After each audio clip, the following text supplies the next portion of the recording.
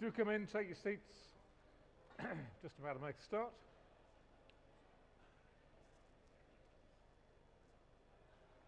There we go. Well, welcome back everybody to this first session of the afternoon. And today we're talking about self-storage. And as I understand it, the market for self-storage over the last couple of years has been pretty good. It's pretty good occupancy levels and rates and so on. And so you'll be forgiven, I suppose, for thinking that everything is rosy in the self-storage industry. And maybe it is. I don't know. Who am I to say it's not? However, I just wonder whether everything is quite as it might appear. And so to explain a little bit more about it, and with his presentation entitled Self-Storage Market Past, Present and Future, please welcome the Chief Executive Officer of Self-Storage Association, Rennie Schafer. Thank you, Steve. Right, so yes, my name is Rennie Schafer. I am the CEO of the Self-Storage Association. So we represent basically self-storage businesses across the UK. We've got about 400 members that represent a bit over 1,000 stores. And we also have supply members. So a lot of the people you'll see in the show tonight to do with self-storage are our supply members. You might have heard Gavin's presentation earlier on today. He's one of our supply members and also an operator member. We've got Grant at the back from iBid Storage who does the selling of the goods, a lot of the container guys. So we have members that are both operators and also suppliers to the industry. The reason we have supplier members is because self-storage is a relatively new industry, and there are certain peculiarities that we want to make sure that our suppliers understand before they kind of sell into our members, which is the reason we have supplier membership. So I'm going to talk today about the past, the present, and the future of self-storage. So we shall start with the past to kind of see where we've been, and particularly talk a little bit about the COVID years as well. So you can see here, this is basically occupancy rate. So this is occupancy across the portfolio as a whole, so across the industry as a whole, and that includes new stores as well, because I think that's important to remember. So you see this occupancy growth here. The way a self-storage store works basically is it takes time to fill up, funnily enough. So when you build a store, it doesn't fill up straight away. So we have a fill-up period. Depending on the size of the store, that fill-up period could be anywhere between 12 months to 2 years. And so the way self-storage works, it's got basically a slow churn. So you'll open your store up and it'll slowly fill up, and then you'll get it to an optimal occupancy of about 85 to 90% or 95% maybe. And once you start hitting that optimal sweet spot, that's when you need to really start managing yields and things like that to hold that occupancy. Like Gavin said this morning, you don't want self-storage to be at 100%. If your self-storage store is at 100%, then it's probably underpriced and you've got nothing to sell. The whole point of self-storage is you have a product to sell. Self-storage customers fall into two very clear groups. We have short-term customers and we have long-term customers. Most people come to self-storage saying they're going to be a short-term customer. They say they've only got a short-term need, they're moving house, they've had a baby, they've had a death in the family, they've split up with their partner, they've got this short-term need. So they'll come in and they'll say they need storage for 3 months. Almost everybody stays longer than they think. If they stay, they're going to stay 3 months, they'll probably at least stay 5 months or 6 months. But what happens is these customers fall into two groups, like I said. So the short-term needs come in and they have their short-term need and they move out again. So they stay 3 months, 6 months and they move on, and that's fine. But then a lot of customers come in, they have that short-term need, and then they go, well, actually, we like this space. We find self-storage really helpful. We actually don't want to move our goods back again. We like the fact that we've got more space in our house. We like the fact that we've got more space in our business. We like the flexibility of it. So we end up with these two customer groups, and these long-term customers can stay 2 years, 3 years, 4 years, and beyond. Stuart from Safe Stores here at the back, they've got some stores that are like 20 years old and they've got customers that have never left, they've been there right from the beginning. And that's what happens. So it's designed to have this churn of customers that go through slowly. And when you look at those occupancy rates, you can see, particularly this bit at the end here in these COVID years, we've always had this kind of steady growth in occupancy as the industry has grown. But during the COVID years, it just went crazy because we were obviously able to stay open. People were kind of working from home. They were renovating their homes. There were all these different reasons, all these life-changing moments that led people to self-storage. And hence our occupancy went up quite significantly in 2020 and went up even more in 2021. And when you consider, like I said, this adds in all the new stores and the stores as being expanded. If you look at actually mature stores, which are stores that haven't had any expansion in the last 3 years, the average occupancy is actually up at 86%, which is pretty much where it should be. So most of the stores, existing stores at the moment, are running fairly close to mature occupancy, which is a good thing. This is the mature stores across all the different markets. So we've got London, Yorkshire, everybody across there. But you can see all of them across the UK, it doesn't matter which location you're in, they were all getting really good hikes in occupancy in the last 3 years, basically driven by COVID. So you can see the white line is 2019, blue's 2020, blue's 2021, and all the different regions. So you can see all the different regions had significant increases in occupancy. So it wasn't just London, it wasn't just the cities. Yorkshire, UK, Scotland, the north, the whole lot. It's been across the board. We've had these good rises in occupancy. And we've also had rises in revenue. If you go back here, you can see it was 2020 where we had a really big hike in occupancy, because that was the first year of COVID. People were still not quite sure what was going to happen, but we had this really increase of customers. If we then go to revenue, you can see we did have a hike in revenue in 2020, but we had a huge hike in revenue in 2021 because we'd already had the occupancy rise. So basically in 2020, the occupancy went up. By 2021, operators are going, geez, the occupancy's going up, we're doing really well in COVID, let's start pushing rates. And so our rates went up quite considerably. So if you combine the 2 years together, occupancy versus rates, you can see this, the COVID years were particularly good for self-storage. Now, self-storage is not about occupancy, it's about return per square foot. Right? So like I said before, if your store's 100% full, it's probably not a good thing. So the way you measure success in the industry is you multiply occupancy by revenue and you essentially get profitability, because if you're increasing your occupancy and you're increasing your rates, you're making more money. And so if you want to get into self-storage and measure the success of your self-storage business, it's not about how full you are, it's about how much money you're making, because you're probably getting into self-storage to make money. If you want to get into a charity or, lose money, there's lots of ways you can do that. There's racetracks and poker machines and all sorts of things. But generally speaking, if you want to get into self-storage, you're doing it to make money. So if you want to make money and you want to measure the success of your storage store, measure it on your EBITDA, measure it on your return per square foot, because that's what you want to measure, not necessarily occupancy. Obviously, occupancy is part of it. You're not going to get a really good return on a store that's empty, but it is all about maximizing the revenue of the space. And that's certainly what the operators were doing in 2021. They were maximizing the revenue on their space because they really hiked those rates up. So the average rate per square foot across the UK at the moment is 26.13. In fact, it's more than that because this was 2021, and I'll talk about 2022 soon. But you can see the COVID year is pretty good for self-storage. And this is what I said, when you multiply return per square foot by occupancy, you get this kind of, you get this profitability. And you can see there, so you can see that the occupancy kind of really hiked up in the first year, and then the revenues hiked up in the second year. Put the two together, and it has been a very successful couple of years for self-storage businesses. And again, if you look at it here, it's probably a little bit small to see from the back, but this is rental and occupancy rates across the country. There are some pretty big differences. Obviously, the London market down here, 36.38. So on average, they're getting £36 per 38 per square foot in London, and they're running at 83.9% occupancy. So considering the new space that we're adding in there, that's pretty healthy.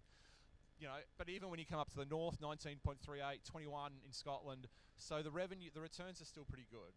And you've got to remember, obviously you pay more for land in London. So while your return is better, you're going to pay a lot more for the land. For the price you pay for a store in London, you possibly get two up in Yorkshire. So you got to factor that in. So the returns in the north, and this is probably one of the big changes we've seen in the last 3 or 4 years. We've seen more operators moving out of London and moving and developing stores in the north. We've had lots of stores develop in places like York, the outer regional areas. We've had people like Gavin going in and putting stores in small rural locations, unmanned stores. So now we've pretty much got self-storage coverage all across the UK, and the last 2 years was a good period for it. The other big thing is, you may know, if you've ever looked at self-storage, you can see that we're quite big at our discounts. If you go onto our websites, you'll see lots of signs about 50% off the first month, or third month free, and things like that. The reason we tend to do that is because there's a low awareness for the product in the marketplace. So self-storage is still relatively new. Lots of people out there don't particularly understand it. They don't necessarily see the value of it. So what we're doing is we're upfront discounting to get them through the door. Because like I said before, we know that they think they're only going to stay for 3 months, but they're probably going to stay for 4 months, 5 months, 6 months. So they think that upfront discount's going to be a big difference, but we know they're probably going to spend a lot more with us than they think they will. We also know when we survey our customers before they've used self-storage, they think it's expensive, but when they leave self-storage, they think it's great value. So they appreciate the value once they get into the store. Hence the reason we do the upfront discounts. But then if you look at this chart, you can see in 2021, over half the operators slashed their upfront discounts because they didn't need them, right? Because they're at maximum occupancy, they're pushing their yields, they don't need those upfront discounts. So the thing about discounts is you need to do it for purpose. There's no point just having a discount that you've got all the time because that's just a price cut. You know, you discount for purpose. You discount because you need new customers. You discount because you're putting extra space on. You discount because you're going through a winter slowdown. There's lots of reasons to discount, but it's all about targeting your discounts. And you can see here that this is what the operators were doing. They changed their discounts because the market changed in 2021. Why would you push yields and then undermine them again by discounts? Why would you discount if you're 80% full? So again, the thing in terms of pricing is crazy important in self-storage. Even more important as we're going into an inflationary period, you know, because the costs of everything are going up. Self-storage doesn't use a lot of electricity, doesn't use a lot of staff. What it does do is have cost of debt though. Because, you know, if you're buying one of these stores, you've got cost of debt. Cost of debt is going up as well. So the cost of business in self-storage is definitely going up. So they do have to push their rates and they do have to push their income streams. Getting rid of discounts is part of that. Also, like I talked about churn, I talked about customers, these customers that move in and out all the time. So pre-COVID, our churn was over 100%. So customer churn basically means if the customer churn is at 100%, that means every single self-storage unit will be rented in that year. Right? Now, some of them might be rented 4 times a year and some of them might have the same customer in them, but it means basically if you've got 400 units in your store, you'll need 400 new customers to hold occupancy because of that change in customers and that churn. That's what churn means. And so you can see that we used to be up at 100% churn. So again, if you had 400 units, you'd need more than 400 customers just to hold occupancy. But what we found during COVID is that people that moved in during COVID just didn't leave. You know, they stayed. So it increased a large number of long-term customers, which means if you've got more long-term customers, you don't need as many short-term customers to keep yourself full. So if half your store is taken by long-term customers, that means you only need half of it churning on the short term. If a quarter of it's long-term customers, you need 3/4 of it churning on short term. You know, so you've got to understand how the customer journey works. But you can see our churn dropped considerably in 2020 and dropped even more in 2021 down to 76%, which is, to be fair, most operators, if you talk to them about that pre-COVID, would have said you can't get that low. You know, it is very low on an industry average. Now, the other thing to remember about churn is the older the store you have, the lower the churn, because the older the store, the more long-term customers you pick up. So it does move from store to store. But it's interesting to see that we are having customers that kind of stay longer, and our churn is kind of dropping, which again is a really positive. Also, despite all this increasing in occupancy, despite all the increasing in revenue, we're still putting extra space on. So this is sites acquired and committed for the next few years, 2022, 2023, 2024, blue developed and the pinky color acquired. So you can see, and this is just from our sample size, remember? So this is from a sample of survey of our members. There's people out there that are not in this survey that would be putting sites on as well. But you can see we have a very strong pipeline. You know, there are lots of stores out there that are still in the process of being developed, lots of stores going through planning permits. So we are growing the space. And the reason we're growing the space is the demand for the product is continuing. You know, we have managed to increase supply, increase revenue, and increase occupancy over the last 3 years, which tells us that demand is increasing. You know, if the demand wasn't increasing, we couldn't do that. So those stats kind of show you where we've been over the last couple of years.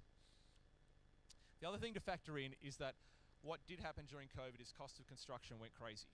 So these things are primarily built out of concrete and steel. Steel prices more than doubled over the last couple of years. So the cost of construction has gone up considerably.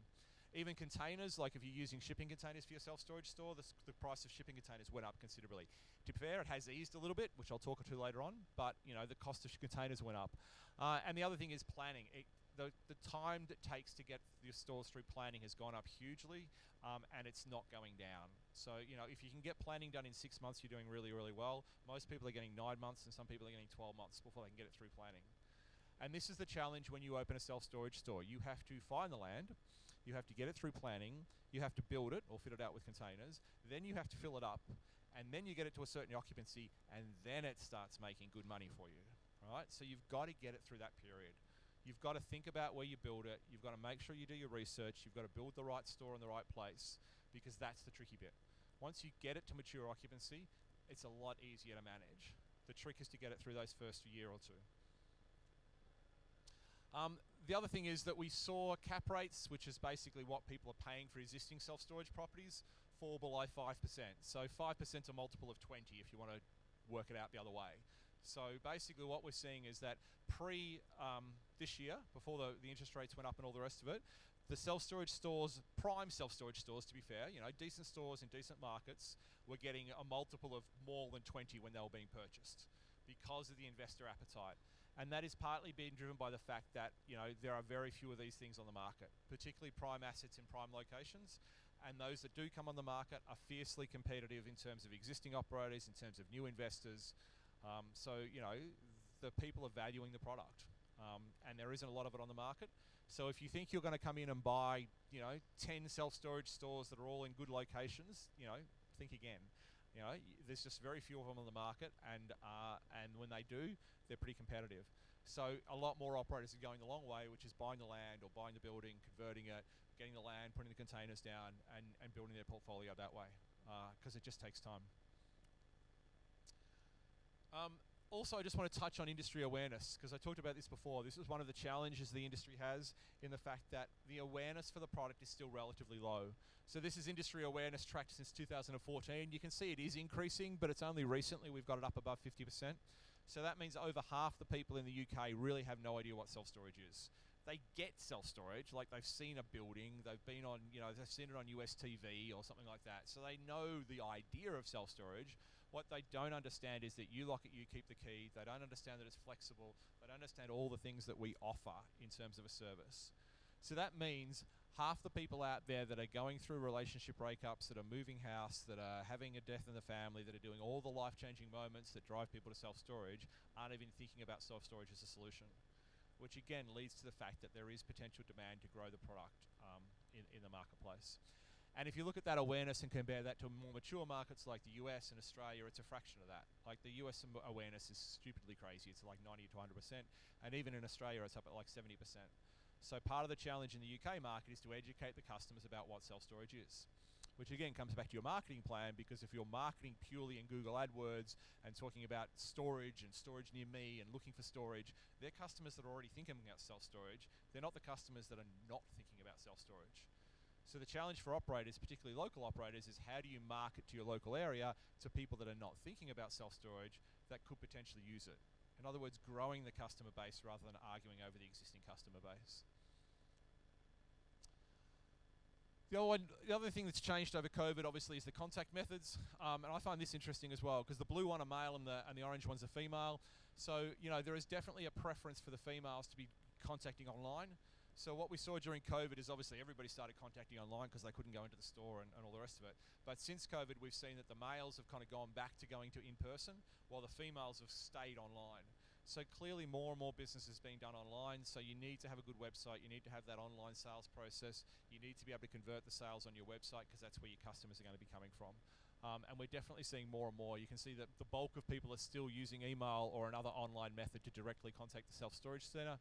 And this visiting the self-storage centre just keeps dropping and dropping and dropping, because people just aren't doing walk-ins. 20 years ago, you talk to self-storage people and they say, yeah, the customers just walk through the door and we sign them up and it's all good. But, walk-ins are a kind of a dying breed. The challenge with online, of course, is if you walk into a store, you probably aren't going to walk into one store, maybe two stores. You're certainly not going to walk into 5 or 6 stores in your area. But if you're shopping online, you can quite easily visit 5 or 6 stores online. You can quite easily go to 5 or 6 stores and get a quote. So it does make it more competitive, which is definitely a challenge for operators. So where are we now? Kind of, just they were 2021 data. In terms of 2022, obviously, it showed exceptional performance during the pandemic, and the yields have increased. The churn is also increasing a little bit, so the churn has kind of picked up a bit from that 76 or whatever it was. So we are getting our short-term customers come back again, but those long-term customers are still kind of in there.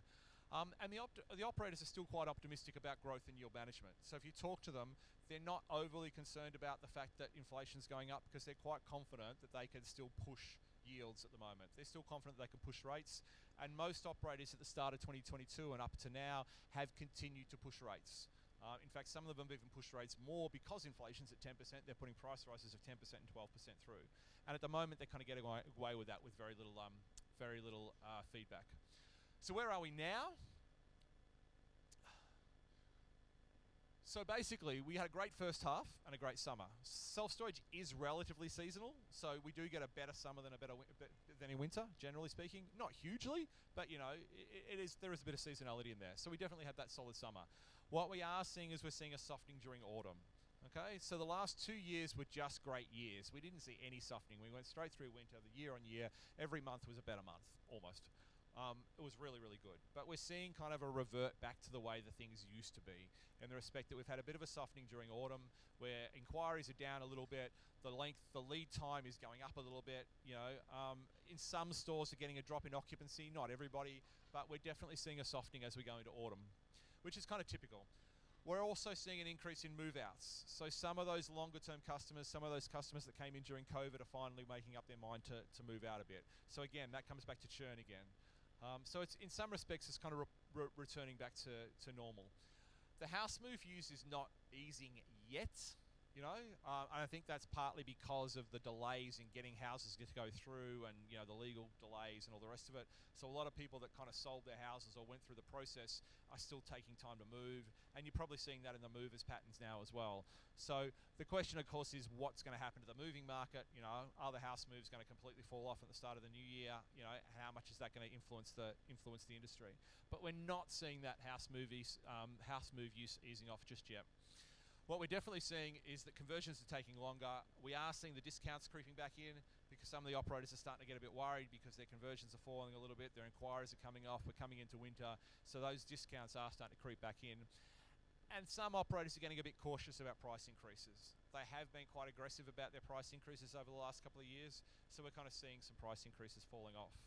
So while the 2021 years were fantastic, if you want to project your business based on that, you are dooming to failure, because we are not going to repeat the 2021 years again and again and again. They were exceptional years. They were particularly good for self-storage, but we are returning back to a pattern of normal.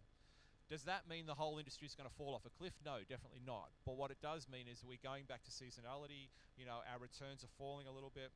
You know, we're obviously, if a store is at mature occupancy, the only way it can improve its profits is by pushing its rates up or creating more space. Now, if your store's completely fitted out, it's pretty hard to get new space, so you've got to find a new store. If you've got to find a new store, you've got to go through planning, building, and all the rest of it. This isn't making buckets. We can't just hire a few more people and churn out 1,000 new buckets tomorrow to meet supply. It takes a long time to build these things. So it's a very fixed, well, relatively fixed supply for the product. So, you know, people are a bit cautious about price increases, and the discounts are creeping back in. So we are coming back to kind of normal trading, so to speak.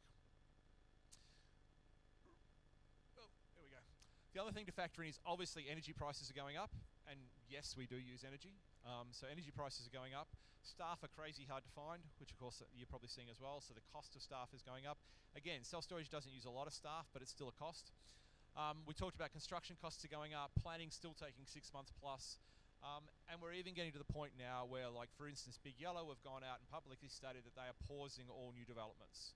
So, you know, their existing developments they're going through, all the stuff in the pipeline's fine, but they've got land that they've acquired for development, and they've pretty much said they're pausing it at the moment because the cost of construction is too expensive, the cost of debt's going up, and they just want to see where the market's at, right? So the supply for the product is probably going to soften a bit, because, you know, if the cost of construction is going up, if the cost of debt's going up, that's the other thing to remember. You know, like I said, most of these things are leveraged to some degree.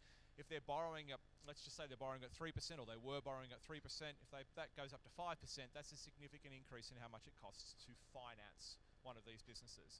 So if the finance costs have gone up, the construction costs have gone up, they get more expensive. You know, and if you can't match your revenue growth to that, then your return on investment starts falling off. So the supply for the product is probably going to soften a little bit. What we have seen in terms of container prices is container prices have definitely softened. So it's cheaper to get containers. So if you're looking at kind of getting into container storage, that's a great thing, because, you know, the containers are getting cheaper. But at the same time, the thing about self-storage in container self-storage is container self-storage prices tend to follow container prices, funnily enough. Because the challenge with self-storage container businesses is many of them are not being managed particularly well. So there's lots of great self-storage container businesses out there that are managing them really well, but they're competing with farmers that are putting 20 containers on the back of their farm that actually just want them full and don't care about pricing and are really happy that they're just giving them some sort of revenue. Well, that's great, but it's still essentially the same product that this other guy's trying to make a really successful business out and manage yield on. So there is definitely a difference in the customer that comes to a self-storage store that's purpose-built with state-of-the-art security and a customer that goes to container. Both can be successful, but what we find is the self-storage revenue earned on container prices tends to actually move about the same as the container price moves. Because when the containers come down, what happens? People put more containers down because they can. And if you put more containers down, you increase supply. If you increase supply, you're matching demand. Supply and demand, prices come down. It's basic economics. That's the reason traditional self-storage doesn't have that problem, because when the demand goes up, I've got to put something into planning, get the construction permit, build it. I just can't put more units down. While with container storage, you know, if you've got the land, you just whack more units down. And unfortunately, far too many container operators are seeing that as the way to grow their business rather than maximizing the yield. So they whack more containers down rather than putting their prices up. So yes, they make more money, but they would make even more money if they actually put the prices up on the existing containers and added new space. But that's what you've got to think about when you're on a container site and what you're comparing with. So yeah, so container prices are down. So where are we going in terms of the future? This is the question. What's happening? So certainly there are definitely challenges ahead for this industry. We have had a fantastic couple of years, but there are challenges ahead. The cost of debt is definitely going to impact the industry. All right. Now you can do these things on leasehold, don't get me wrong. There are lots of operators out there that do this on leasehold, but even cost of debt is going to impact leasehold because the leasehold costs are going to go up. You know, if you've seen the cost of leases are going up 15-20% as well, because obviously every leasehold has a landlord and the landlord's borrowing, right? So their mortgage is going up, so the leaseholds go up.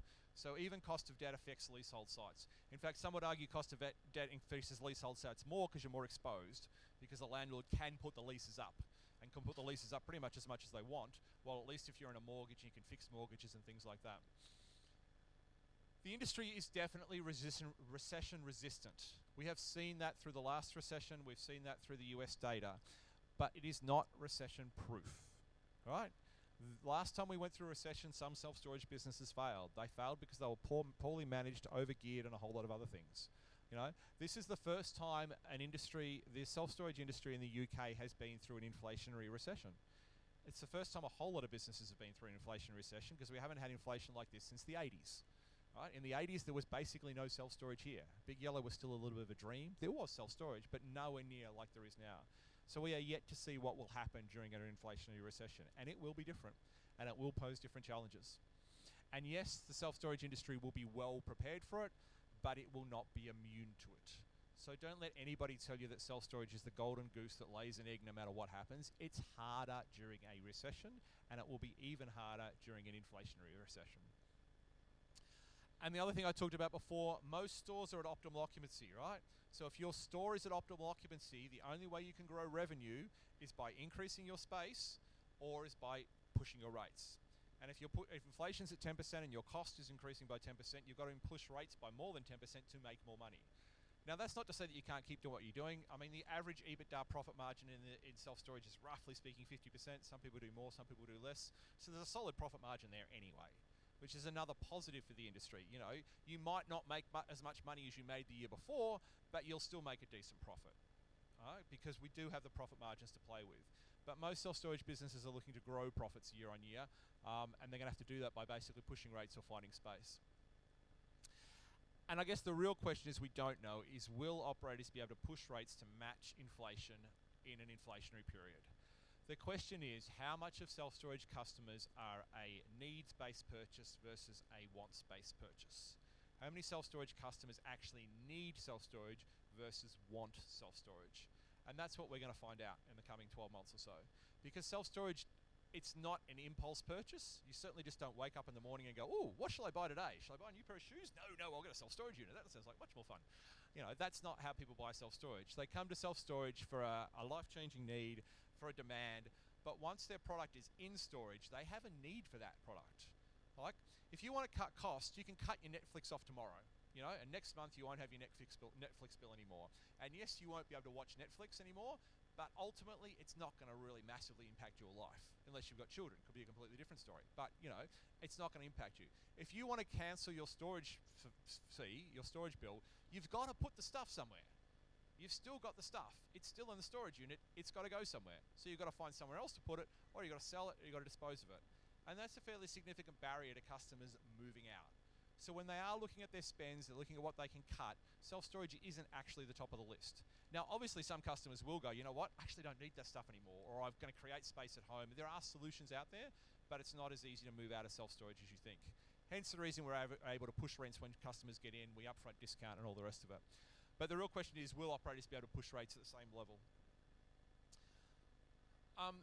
The other thing is that in terms of cap rates, in terms of what we're selling these for, there's a portfolio that went on the market just before September, and it's a fairly good property with a number of stores in the southeast, and that's going to be our first test in terms of what the new investor appetite is. So we've seen a lot of people bid on that property, we've seen a lot of interest, but the general feeling is that the purchasers are not going to pay as much as they were before.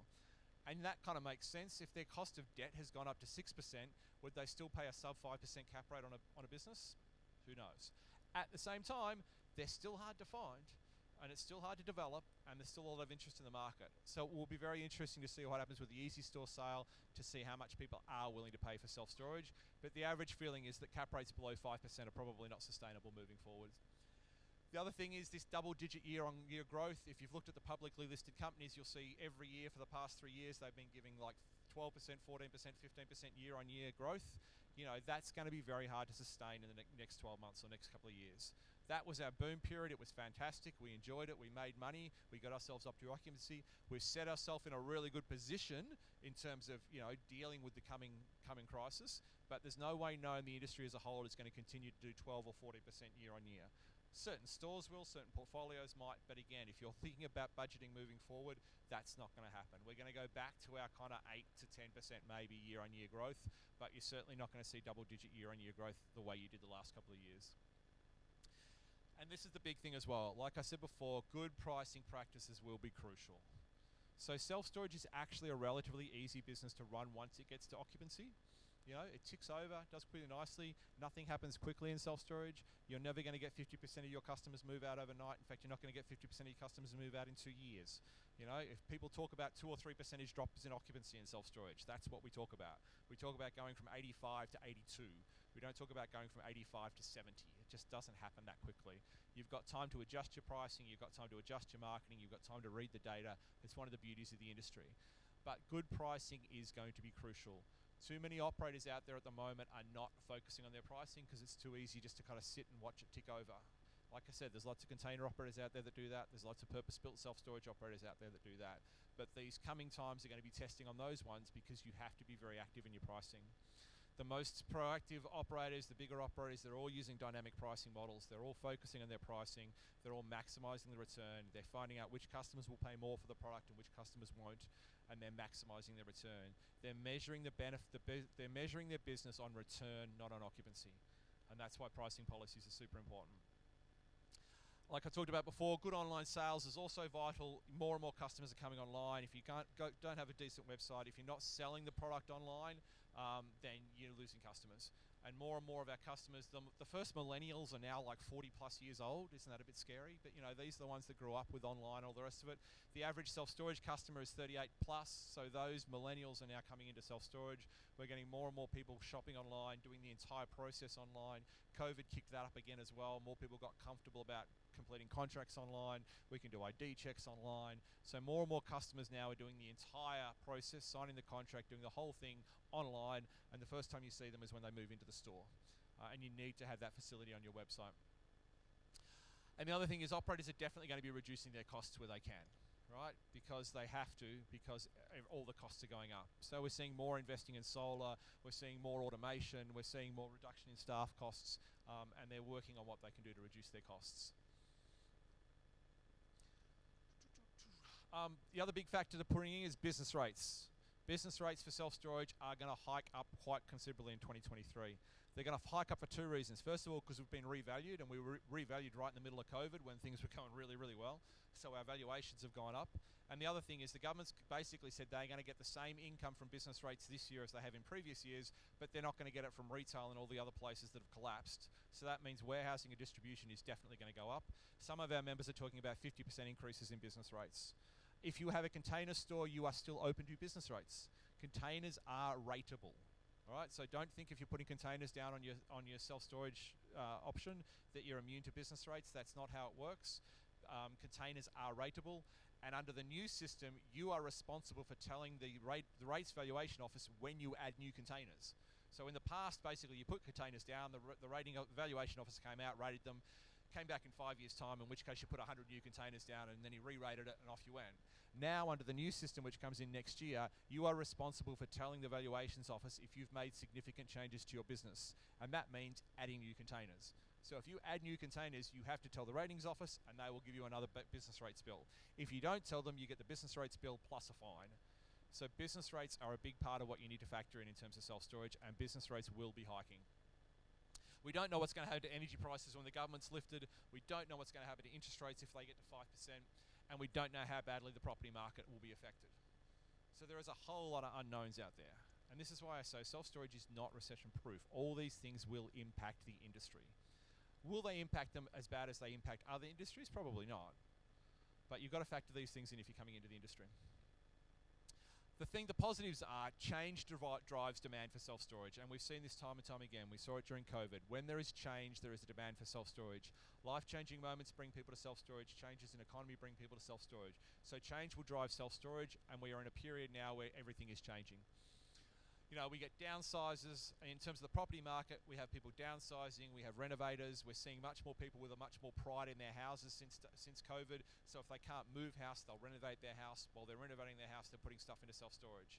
You know, we're still seeing people converting places into home offices and things like that. We're seeing students coming back home again after university because they can't afford to buy a house because mortgage rates have gone up, or the rents have gone up in London. So all these things drive demand for self-storage. Life-changing moments are going to continue, and that's a big part of what we do. And in some respects, obviously, less supply coming online is good for the new stores, because again, supply and demand. If we've got less supply coming on, then that's not a bad thing for existing stores. So that potentially can let existing stores kind of increase their rents. And like I said before, we are coming off crazy good highs, so there is room to move in terms of the downturn. So if we do have to discount rents a little bit, there is room to do that. There is room in the profit margin. The other thing to remember in terms of the property market, one of the advantages of self-storage is it has a very diversified customer base. So we have commercial customers as big as M&S users. We have commercial customers as small as home businesses with mum and dad operations that are putting their records in there. House moves only make up, and when I say house moves, that includes declutterers and all the rest of it, only makes up less than 30% of our total customer base. So even if the property market collapsed, even if house moves dropped by 50%, which is probably not going to happen, that's still only 15% of our total customer base. So you got to remember, a lot of people get talk about the fact, if house moves collapse, then that's going to be a big impact on the self-storage market. We've seen in the past, it's not a massive impact. It's an impact, but we pick up customers from other places because it's a very diversified customer base. The other thing I just want to quickly touch on, looking at time, is technology, because this is what's going to really change the industry. For the past 30-odd years, the self-storage industry has been pretty much turning out the same product. If you look at these big yellow and safe store stores that were built 30 years ago, they look fantastic still now. They're still churning out the same customers, same revenue income. They don't need a lot of capex on them to keep them going. But the industry is changing because of technology. So we're seeing these electronic locks come in. Electronic locks mean basically you open them with a mobile phone rather than a padlock. It means you know exactly who's been in and out of your unit. It means if you want to let your mate into your unit, you can basically give him access for 1 hour. He goes in, gets the stuff out, gets back out again. You know when he's been in, when he hasn't been in. It's a completely different approach to self-storage.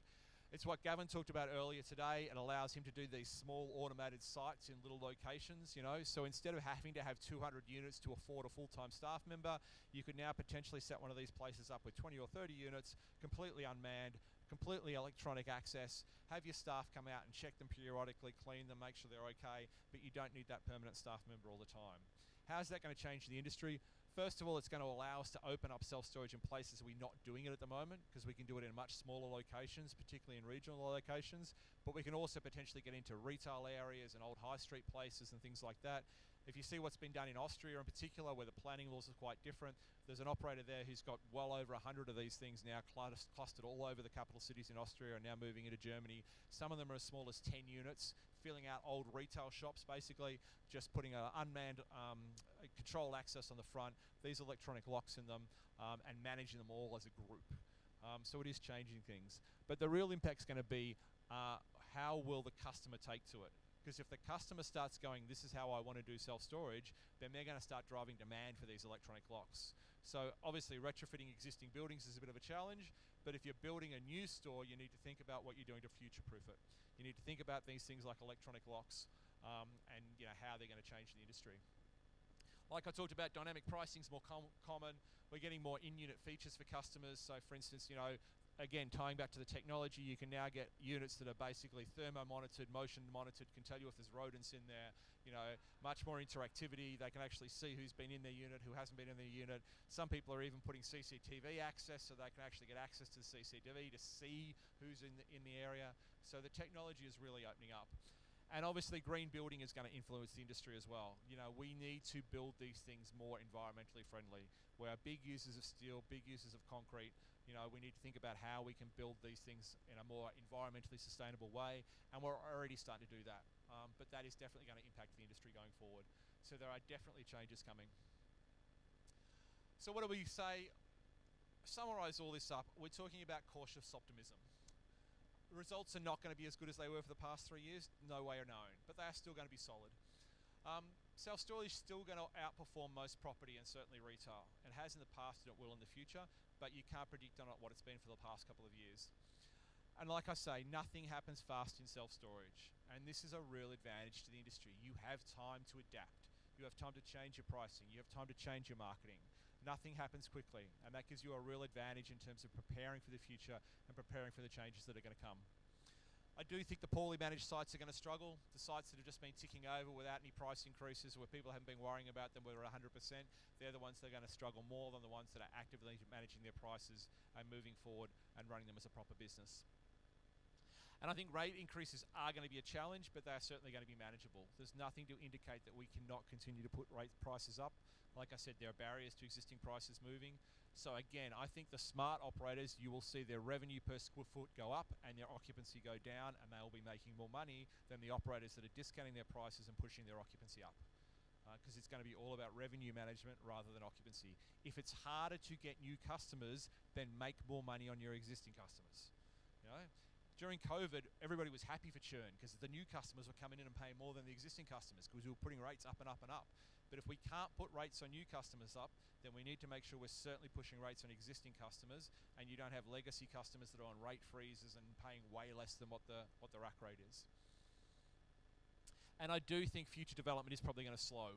Not going to stop, but it's going to slow because the cost of debt, the cost of construction, the availability of land. So, there is still going to be development in the industry, no doubt about it, but the pipeline is about a 3-year process. So, if Big Yellow are saying that they're going to put a halt on development now, we're not going to see that come in till at least 18 months, 2 years. So if people are worried about development now, the stuff that's in the pipeline now is going to come out of the market in this year and next year and into 2024, but it's going to see a little bit of a softening in terms of new development, just as people sit back and see what's happening with the cost of debt, see what's happening with prices, let the market reevaluate and see where it goes. So that's my kind of past, present and future. I've got a few minutes for questions. I think in summary, I'm not trying to scare people out of doing self-storage. What I'm trying to do is say be prepared for it. Understand that it is not 100% all rosy. It's not completely bulletproof. You do have to do your work. You do have to do your research, and you do have to understand your market, and understand that self-storage is a unique business in its own way. It is price sensitive, but the way you manage your prices, the way you understand occupancy, that's what leads to success. Any questions? Yeah. Do we have some questions for Rennie? Don't all rush at once. Come on, just don't be shy. Who's going to be first? Who's going to be brave? Depress them all, or they'll talk them out of self-storage. Tell me one thing, Rennie, while they're thinking about it. You've been talking about price increases, and as you rightly say, a lot of this industry hasn't really experienced that inflation before in the same way. What do you think is the best way of managing those price increases? How do you do it? If you've got people that have been with you for a long time, what's the best way of getting the rates up? Do you put it up every 6 months, every year? Do you just put the rates up for new customers? How do you deal with it? So the best way to do it is to follow a dynamic pricing model, which is basing your pricing on the demand drivers around you and the data you get from your business. So every customer should have a price rise no less than every 12 months, full stop, end of story, right? So every customer needs a price rise at least every 12 months. And if inflation is at 10%, then you've got to be thinking those price rises have got to be up around that magnitude as well, right? Because that's just normal. Now, there's nothing to say you can't do price rises more frequently than that, particularly if the business data supports that. So if you are at 90%, if you are getting strong inquiry demands and things like that, if you know the customers are out there to take the new units, then that's the price to be aggressive with you. That's the time to be aggressive with your pricing. You know, if you're coming into summer, if your inquiry rates are up, if your conversion rates are up, if you're pushing the new rack rate prices, then that's the time to do a price rise because you know the customers are there to fill the gap. If you wait till winter and your new prices are starting to fall a little bit, your inquiries are softening a little bit, that's the time when you're probably a little bit less likely to be putting price rises through on existing customers because you haven't got that balance of doing it. And that's why I'm saying pricing is crazy important in self-storage, right? You can't underestimate it. You can run self-storage successfully and just have it tick over and that's fine. But if you really want to make money in self-storage, you've got to actively manage your pricing. And you've got to actively manage it for new customers and existing customers. And you've got to feel your price point out as well. Another thing I see a lot of operators do is when they first open up, they're so keen to fill up that they discount to start off with. You know, upfront discounts, welcome discounts, just opening discounts. The reality is that self-storage is a crazy localized product. People will not travel more than about 10 minutes to a self-storage store, okay? So when you build this store, you put a nice big banner on the front to say Rennie Self-Storage opening soon and, you know, all the rest of it. They see this thing coming out of the ground. You've got all these people in that local community that are just waiting for you to open. Maybe they've got self-storage somewhere else and they want to move it in because it's heaps closer. Maybe they've got a need, it doesn't matter, but they're waiting for you to open. So they're the customers that are going to pay the most for self-storage. Also, those first couple of months are actually the easy months because nobody moves out in the first couple of months. So your occupancy is going to go great for the first few months. It's month 3, month 4 that it starts softening because the first customers move out and suddenly you go, crap, you know, I need more than 10 new customers a week to fill now because I've just lost 2. So those first few months or first couple of months are an ideal time for you to actually test the market for pricing. You don't necessarily have to discount up front because you need those discounts at month 3, month 4. Use the first couple of months to take the time to assess the market. See what people are willing to pay for the product. You can adjust the price as you go. Nothing happens quickly in self-storage. You can do a month. Even if you price it a little bit high for the opening, you can react to that, drop the price back down at month 2. But measure the income growth, not the occupancy. How much money are you making per square foot? And if you can make more money at the opening by selling half the units, then that's a great place to be because the next month you're making more money by selling twice as many units and more money by selling 3 times. And maybe you'll take longer to get to full occupancy, but when you get there, you'll be making a lot more money than if you discount it from the beginning. And this is why I say about actively managing pricing. I wouldn't do price rises any sooner than 3 months. Some people do price rises every 3 months. 6 months is probably more tolerable. Lots of operators do them at 9 months. Yeah, and like I said, 12 would be a minimum. But make sure the price rise is worth doing as well. There's no point, I would say do one good price rise at 9 months or 12 months rather than do like 4% here and 4% there. You know, do a price rise and do it properly. The customers that are going to complain about a price rise are going to complain whether it's 4% or 10%. They're going to complain anyway. The customers that are going to move out are probably going to move out anyway because the only way they're going to move out is if they were thinking about moving out anyway, so they're going to move out maybe a little bit earlier. So make the price rise worth it. Thank you, Rennie. Any other questions before we move on? No, I think you've exhausted them, Rennie. Just a blatant plug, Stephen's up the back here, we put some brochures down. If you are thinking about getting into self-storage, we are the industry association. The reason we've got such strong membership is we basically help you on the journey. So we give you the self-storage contract, which is super important because self-storage is a self-regulated industry, so it's all based on your contract. The contract is crazy important in terms of you and your interaction with the customer. There is no legislation for self-storage. You've got nothing to fall back on. It's different to removers and warehousing and things like that. So if you don't get the contract right, you can be in real trouble in terms of if people stop paying their bill or if the police want access to the site or the girlfriend turns up and says her stuff's in there and she's broke up with the boyfriend All this kind of stuff is covered in our manual. It's covered in our legal agreement. We also obviously give you connections to all the different suppliers that can help you with this. We have pricing guides, marketing guides, all that kind of stuff. So if you are interested in getting into the industry, come and have a chat to us. We can really help you on your journey to make sure you do it right, because we want to make sure that people that open self-storage do it properly, that meet the standard and maintain the image of the industry, and make more money. Ladies and gentlemen, Mr. Rennie Schafer. Thank you. Thanks, Ray. Thank you. Don't go too far, because our next session is all about staff, how to get the right staff, and more importantly, how to keep them once you've got them. We'll be starting again in 10 minutes. Thank you.